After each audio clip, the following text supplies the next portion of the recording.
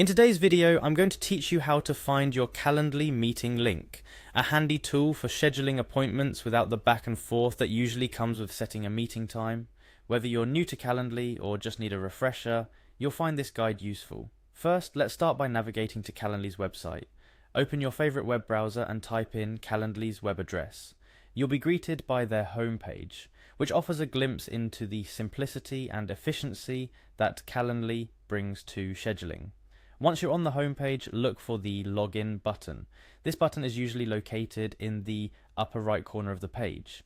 Clicking it will take you to the login page, where you have several options for signing in. For a seamless experience, I recommend using the Continue with Google option. This is particularly convenient if you already use Google Calendar, as it will allow Calendly to sync with your calendar, making the whole process much smoother. After clicking on Continue with Google, you'll be prompted to choose your Google account. Make sure to select the account associated with the calendar you want to use for your appointments.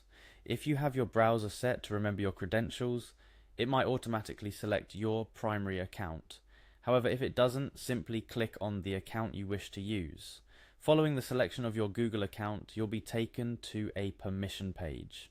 Here, Google wants to make sure that you're okay with Calendly accessing your calendar. It's essential for scheduling, so click Continue to grant permission.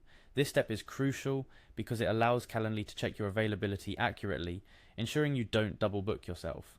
Now, you're officially logged into your Calendly account. The next step is to navigate to your events page. You can do this either by clicking on your dashboard or directly going to your Calendly URL followed by /event_types/user/me. This page is where all your scheduled event types are listed. Whether you have one-on-one meetings, group events, or something else set up, you'll find them here.